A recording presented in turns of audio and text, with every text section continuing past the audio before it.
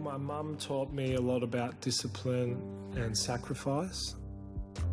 My mum was born at Point Pearce Mission, and unfortunately when she was 5 years old she was taken away, part of the stolen generation.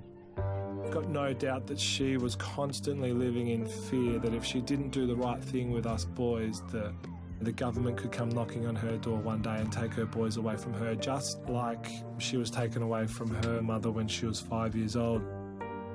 There are roadblocks. There are people that are going to tell you that you're not good enough. There are going to be opportunities not given you away. So for me, I would see everything as a challenge. And this is a challenge that I'm going to attack. This is a challenge that I'm going to overcome. And I'm going to do it by recruiting as many people as possible. I'm going to have a plan. I'm going to stick to that plan. I'm going to be very disciplined. And I'm going to reassess every week on how I can get better or how I can overcome adversity. When I look at my own education pathway, I got no doubt that helped me immensely when it came to my career, and I feel like I can contribute to society. That's the true gift of education. I'm extremely grateful for being Indigenous because I'm part of a culture that dates back over 40 to 60,000 years old, and that's something to be very proud about. But being a successful Indigenous person comes with responsibility, and that responsibility is to give back. When we have an Indigenous person finishing their schooling is absolutely priceless. And Year 12 is just a great step, but you have to challenge yourself. You've got to go one step further. There's fantastic opportunity for young, smart, bright Indigenous men and women to go to university. They can do vet or start their own business. I think my message to all kids, all young people out there that are facing adversity is, as tough as it may be, there is a light at the end of the tunnel. And, I think that education can be the thing that actually gives you the confidence that whatever happens in the future, I can do anything. By having a plan, by recruiting others to help me, and being true to who you are.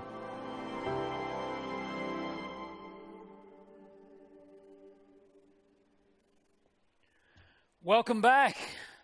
What's the energies levels like? Are we ready to bring this conference home?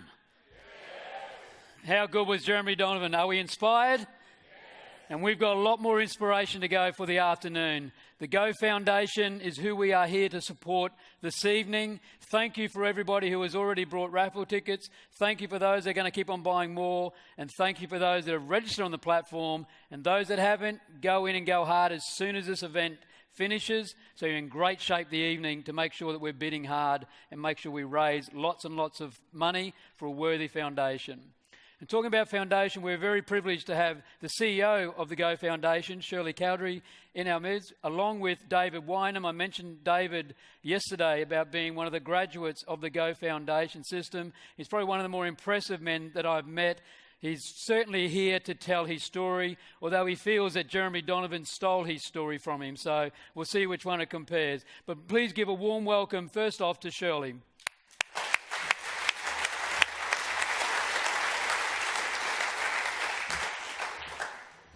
Hi everybody, it's a privilege to be here this afternoon with you. I have the unwelcome task of following Jeremy on stage, so I'm sorry. Before I begin, I'd like to acknowledge that today we stand here on the traditional lands of the Aboriginal people, and I'd like to pay my respects to elders past, present and emerging. I think acknowledging country is such an important thing to do. Not tokenistic, it's actually a really heartfelt acknowledgement and understanding that this land always was and always will be Aboriginal land, and it's something that I think we need to remind ourselves of constantly.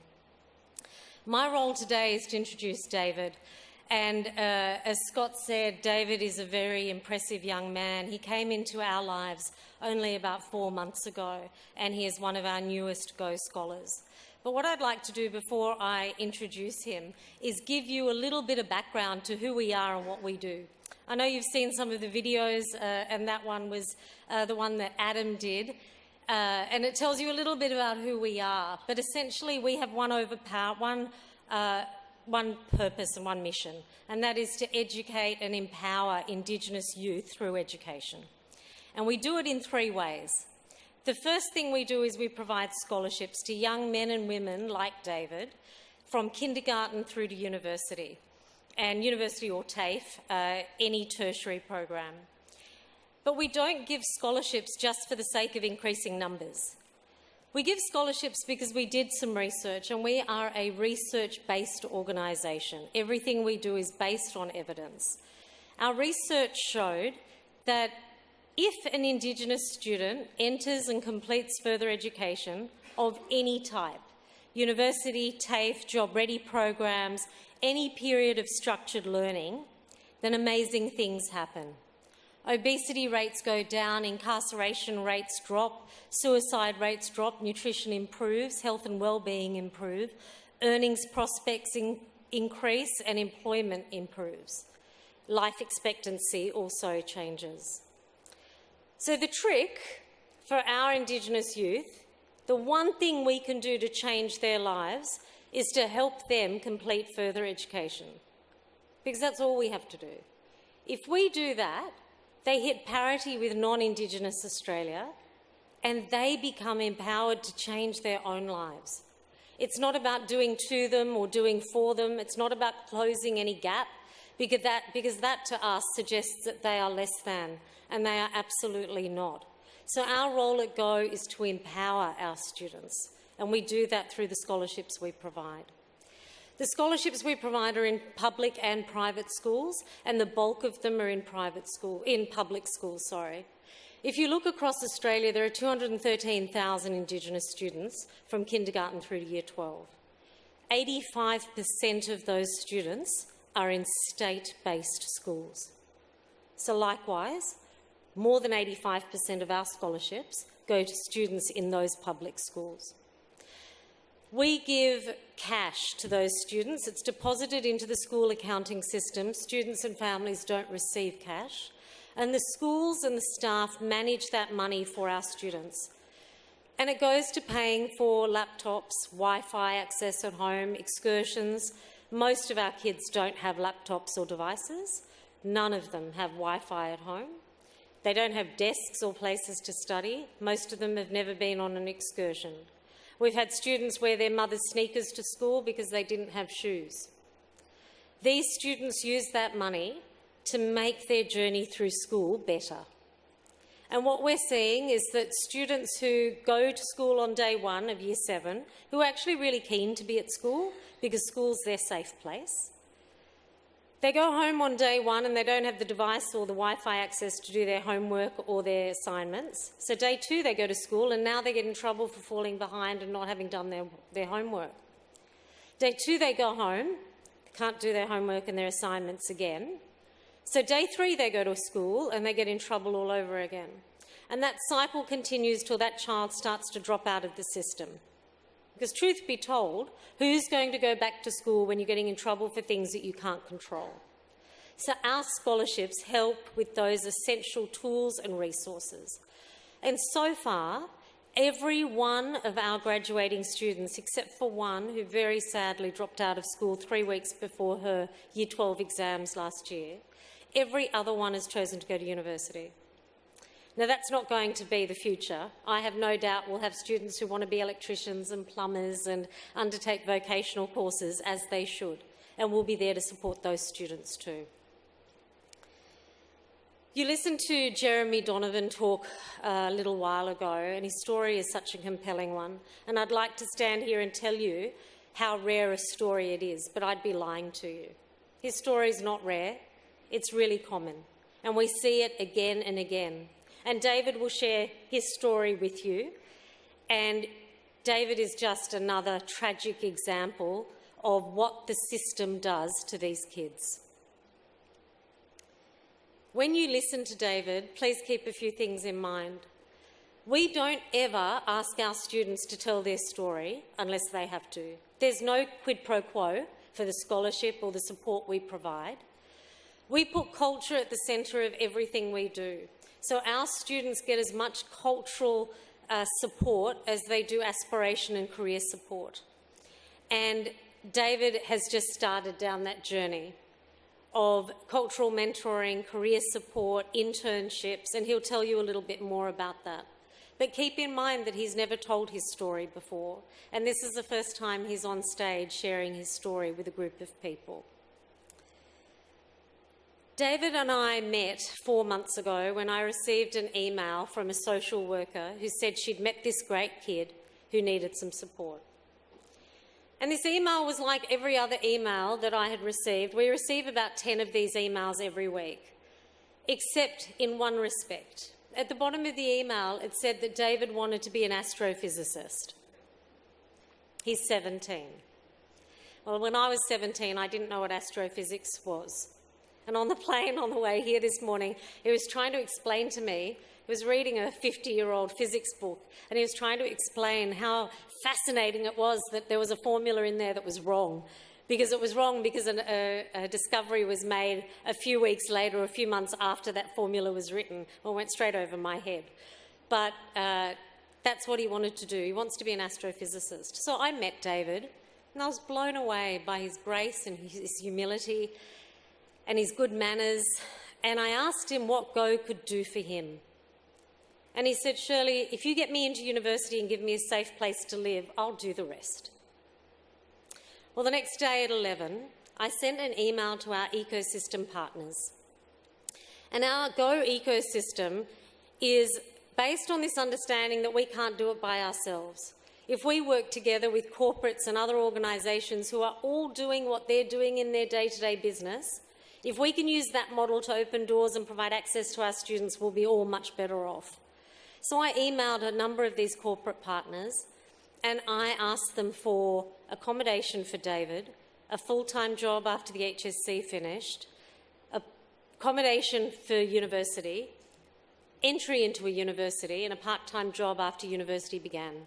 I even asked them to assist with clothing. And by 9 o'clock that night, after 100 emails or more went back and forth, and we were all copied on those emails, by 9 o'clock that night, St Gregory's College in Sydney had offered him accommodation until the HSC was finished, regardless of whether he went to that school or not, for free. GHD, who are here with us today watching David speak, offered him a full-time job through career trackers, through the internship program for the summer holidays, and 1 day a week for the duration of university.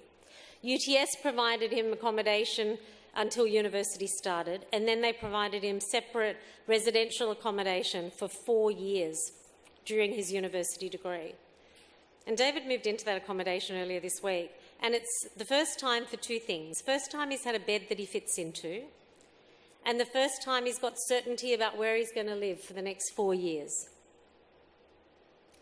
Ladies and gentlemen, it's my privilege to introduce to you David Wyman.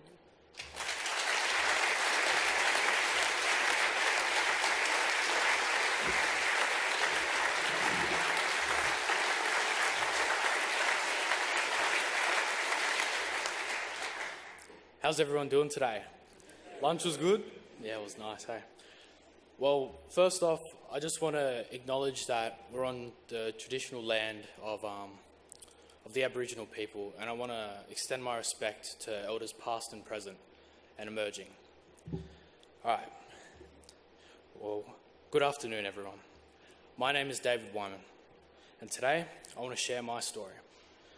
A story about my journey through life in the out-of-home care system.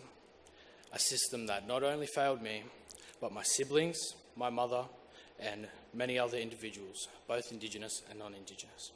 A system that I will work hard to change, because if kids like myself want any chance of thriving in this world, I know that something needs to be done. I was born on the 27th of June 2001 in Kempsey West Hospital, a Yorta Yorta descendant. I have no idea who my father is. I started my life with my mother. My older siblings were living with their father at the time. When I was 3, we moved to Sydney. My mother didn't have a job, and we all lived in a little flat in the middle of the city. It's amazing what you can remember from when you were little.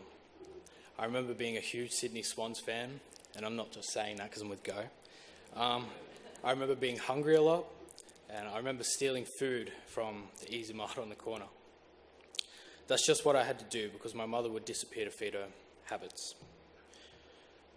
The most significant memory I have of the time that I lived with my mum was the day that we were removed and the events leading up to it. A couple of weeks prior, my mother took Charlie and me into the car park.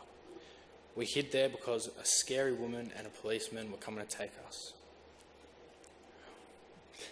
Thank you. Then the day came where we were taken. I actually remember that clear as day. There was a knock on the door, and I thought it was my little brother's dad. The voice was similar, so I opened the door. "Is your mother there?" That's the first thing the policeman said to me, with another policeman by his side and two ladies behind them. I remember a lot of screaming, a lot of struggling from my mother, and I remember a lot of crying from my little brother, who laid on the bed oblivious. He was only 1 year old. I hid behind the bathroom door with bug spray, like I was going to save the day or something.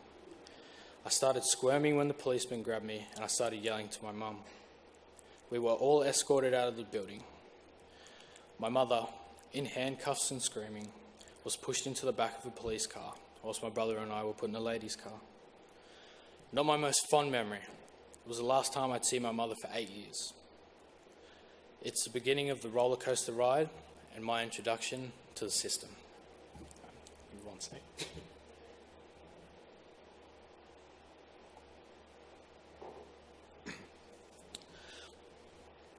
An hour and a bit later, we arrive at our soon-to-be foster home.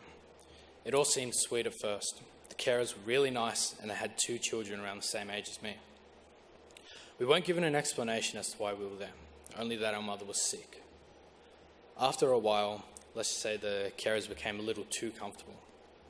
The carers smacked us kids. They did it to all of them, but that's just how it went.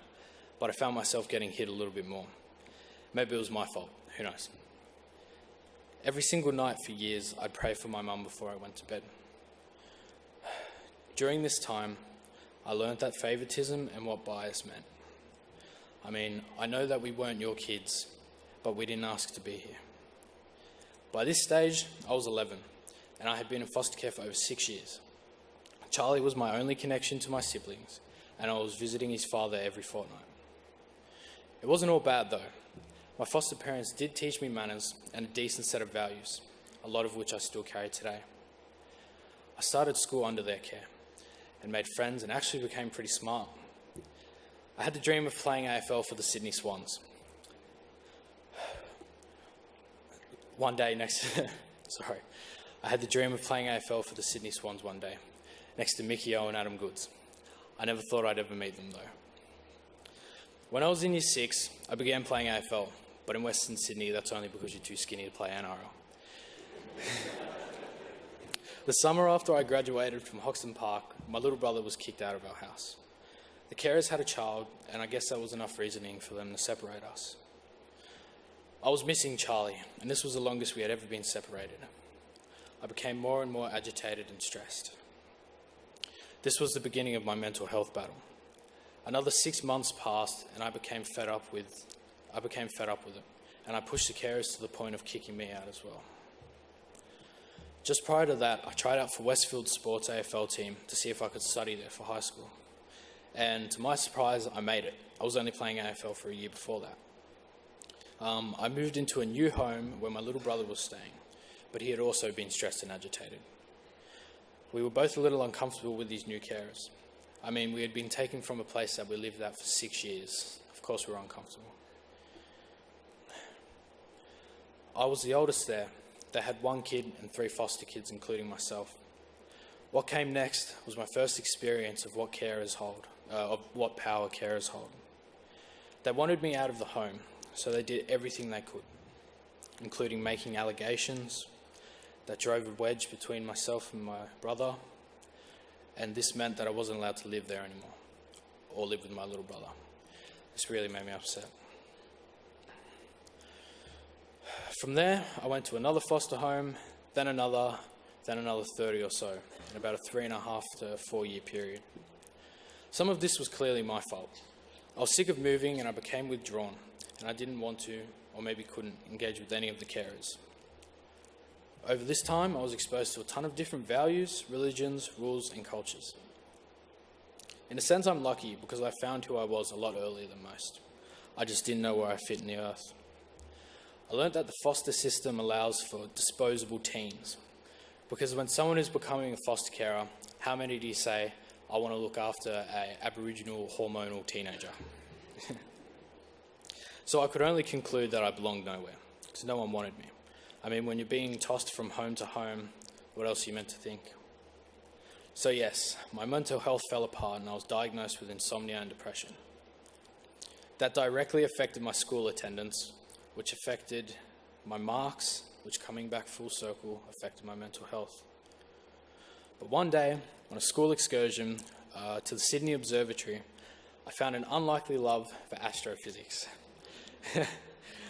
I was a kid in care who absolutely hated school, and yet I'd go home and study this for fun.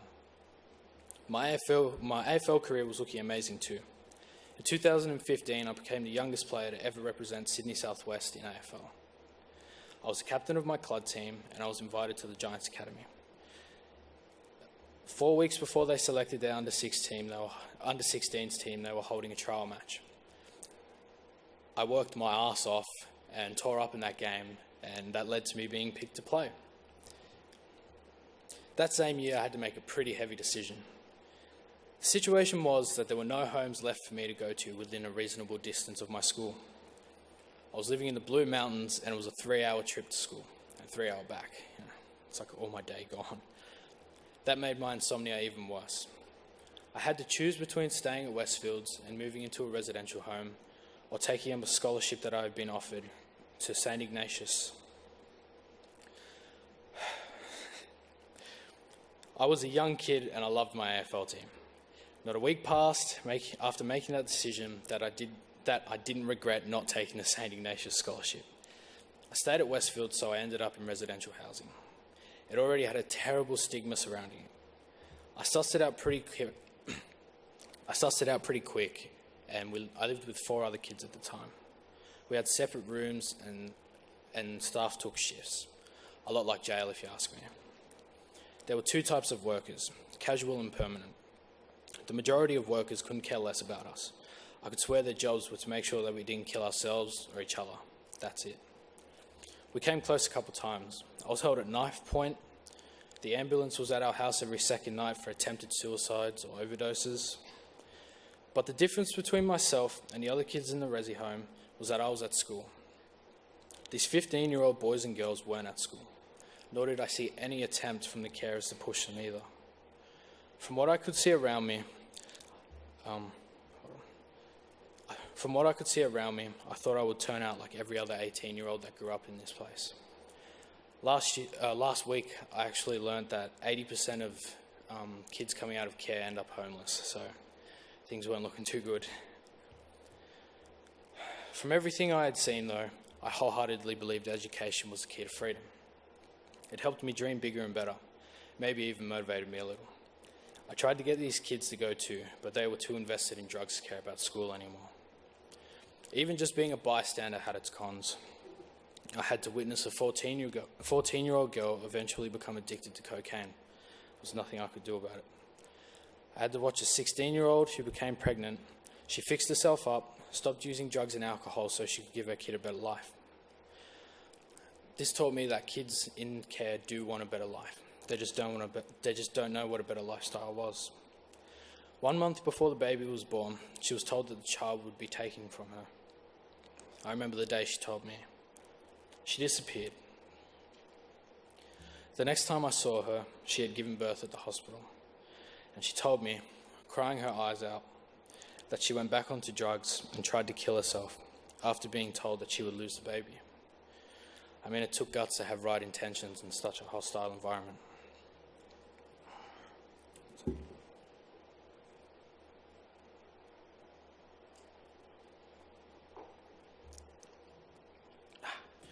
The lack of emotional and physical support in these homes are crazy. I always clashed with the house manager. My smart-ass mouth always had me in their bad books. So of course, out of spite, they'd make me fight for things. I had to fight to get food. I had to fight to get driven to school or the park. It It was easier to get a lift to a juvenile justice meeting that wasn't even mine than it was to get to school. Somewhere in there, I started year 12. And as you can imagine, things weren't looking too good. My grades were terrible, and my attendance was even worse. I was kicked out of the Giants Academy, and school came close to kicking me out as well. My depression was getting the better of me. However, we always had these super supportive educational managers from Life Without Barriers, and my social worker, Lorna, was no exception. She tried so hard with me, but it seemed to be a losing battle. I was close to dropping out and turning out like every other Aboriginal that grew up like me, just another statistic. Then out of the fog came a lady named Ashley. She became my Indigenous Affairs worker. She annoyed me at first. She was too enthusiastic and stuff, but we became cool eventually. Unbeknownst to me, Ashley had been emailing everywhere to find support for me. She had even emailed Adam Goods, my idol, not just because I'm with Go, but he was, to get me a 15-minute motivational Skype call. But before I got the chance to chat to Adam, Ashley had told me that she had organised a coffee with the CEO of the Go Foundation, an ex-lawyer named Shirley Chowdhary. I was thinking, oh fuck, what have I done now? But she wanted to meet up over coffee and discuss options and opportunities that Go could give me. Before the meeting, my legs were shaking and my teeth were chattering. So on that Monday, we sat and talked for a little bit. And let me tell you, CEO does not mean that they have to be scary. This lady, 5'0", Shirley, is asking me what Go could do for me. No one had ever asked me that before. I was pretty shocked. I said that I wanted to study astrophysics and I wanted to play top-level AFL. Shirley told me how rigorous the process was to get a scholarship with Go. She told me that it wasn't a handout, but a hand up. This was my introduction to the Go Foundation. In the same week, on the Friday, I was sitting in the principal's office at St. Gregory's College, but this time it wasn't because I was in trouble. They gave me a tour of the school and showed me what they had. It was the most beautiful school I'd ever seen. At the end of the interview, they offered me a place to live at their boarding school if I wanted it. I couldn't believe it. 2 days later, and I was boarding at St. Greg's Catholic College. It was a very hectic week. Of course, this meant that I had to leave my friends, but it was bigger than that now. I started studying 40 hours a week in preparation for the fast-approaching HSC. It was only 3 weeks away. Now out of that residential home, I was able to study properly, and being surrounded by people that wanted to learn made all the difference in the world, let me tell you. I picked my marks up dramatically, and I actually did pretty decent in the HSC. A little bit before the HSC, I was told that I was going to meet Adam and Michael, my heroes. As you can imagine, I was very, very, very nervous. I remember walking in and seeing these two huge black fellas while I was in my deadly-looking St. Greg's uniform, and I was quickly introduced to them. In complete awe, I had to say goodbye to Adam Goods pretty quickly because he had to be somewhere. But Mickey O, he invited me to have brekkie with him at the cafe just around the corner, and we talked, and he just gave it to me straight. Go is giving me an opportunity. It's giving me an opportunity to change, but I still have to be the one to put the hard yards in. Fast forward 4 months, and now we're here. I finished an 8-week paid internship with GHD through Career Trackers. The people I worked with had the same interests as me. It was pretty cool. As they shared their pathways with me, I realised that I wanted to do a Bachelor of Engineering rather than a Bachelor of Science.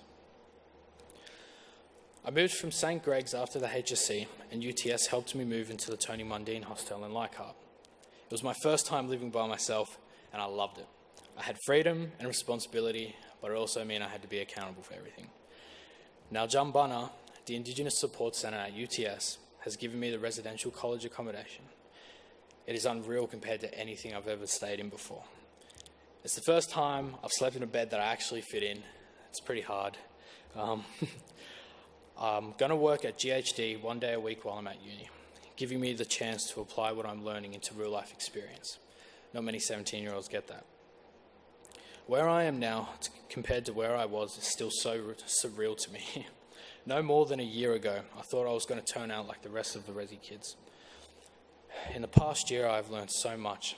and grown so much, not only as a person, but an advocate for people that grew up like me, and an advocate for people with mental health issues.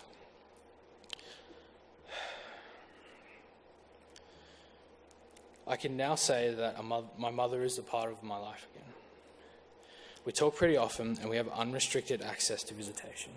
I can say very, very proudly that she has started a course at TAFE and is on the road to getting her life back on track. My little brother, Charlie, he is now in contact with me. We talk regularly, and although we haven't seen each other since we split, we're working very hard towards getting visitation. Now, I have this story, and I acknowledge it, and I'm so proud of it. I acknowledge it because it made me who I am today. And who I am today is not only going to change the system, but show kids with a rough start to life that it does get better. I am going to show kids with mental illnesses that it does get better too, because I can now happily say that I've beat depression. Insomnia is a little trickier to deal with, but we'll get there. I'm one of the very lucky few kids who made it out of the generic residential lifestyle. And now that I'm here, I want to pave a pathway for kids just like me to start doing things for themselves. And just before I head off the stage, I just want to say a big personal thank you to the CEO of Go, Shirley. She's done so much for me. And honestly, I don't know where I'd be without you. You really saved me. And also Ellie over there, hiding in the corner from GHD. She was a big part of me getting there, and she's been a super big support the whole time I've been there. But thank you for listening, everyone. That's it. Wow. David, you're an absolute inspiration, and we hope and we will do everything possible to raise funds for the Go Foundation to help kids that are in your situation. Thank you.